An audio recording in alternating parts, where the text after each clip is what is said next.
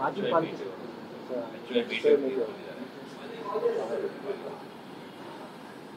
ಸಂತಾಪ ಹೇಳ್ತಾ ಇದ್ದೀನಿ. ಮೇಟಿಯವರು ಕೂಡ ನಮ್ಮ ಜೊತೆ ವಿಧಾನಸಭೆಯಲ್ಲಿ ಕೂಡ ಕೆಲಸ ಮಾಡಿದ್ದಾರೆ.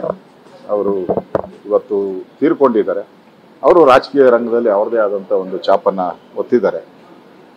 ಅವ್ರು ಮಾಡಿರೋ ಒಳ್ಳೆ ಕೆಲಸಗಳು, ಜನಗಳಿಗೆ ಮುಟ್ಟುವಂಥ ಕೆಲಸಗಳು ಏನು ಮಾಡಿದ್ದಾರೆ, ಜನ ಅದನ್ನು ಯಾವತ್ತೂ ಜ್ಞಾಪಕದಲ್ಲಿಟ್ಕೊಳ್ತಾರೆ.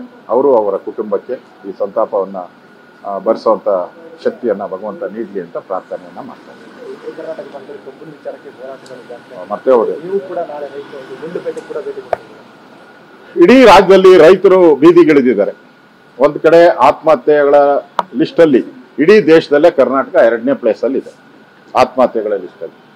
ಇವತ್ತು ಬೆಳಗಾವಿ ಇರ್ಬೋದು, ಚಾಮರಾಜನಗರ ಇರ್ಬೋದು, ಅಲ್ಲೂ ಕೂಡ ನಿರಂತರವಾಗಿ ಧರಣಿ ಮಾಡ್ತಾ ಇದ್ದಾರೆ. ಕಳೆದ 15 ತಿಂಗಳಿಂದನೂ ಕೂಡ ರೈತರು ಧರಣಿ ಮಾಡ್ತಾ ಇದ್ದಾರೆ. ನಾಳೆ ನಾನು ಕೂಡ ಚಾಮರಾಜನಗರಕ್ಕೆ ಹೋಗ್ತಾ ಇದ್ದೀನಿ. ನಾನು ಛಲವಾದಿ ನಾರಾಯಣಸ್ವಾಮಿ ಅವರು ಅಲ್ಲಿ ಹೋಗಿ ರೈತರನ್ನ ಭೇಟಿ ಮಾಡಿ ನಾವು ಒಂದು ಮೆರವಣಿಗೆಯನ್ನು ಕೂಡ ನಾವು ಮಾಡೋರಿದ್ದೀರಿ.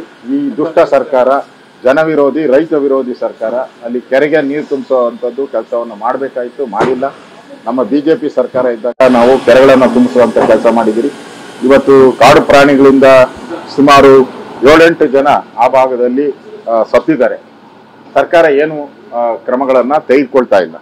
ಈ ವಿಚಾರಗಳನ್ನು ಇಟ್ಕೊಂಡು ನಾಳೆ ನಾನು ಚಾಮರಾಜನಗರಕ್ಕೆ ಒಂದು ಪಾದಯಾತ್ರೆಯನ್ನ ಅಲ್ಲಿ ಮಾಡೋನಿದ್ದೀನಿ. ಚಾಮರಾಜನಗರದಲ್ಲಿ ಸುಮಾರು 3 ಕಿಲೋಮೀಟರ್ ಪಾದಯಾತ್ರೆಯನ್ನ ನಾನು ಮಾಡೋನಿದ್ದೀನಿ. ರೈತರ ಪರವಾಗಿ ನಾವು ಧ್ವನಿಯನ್ನ ಎತ್ತುತ್ತೀವಿ.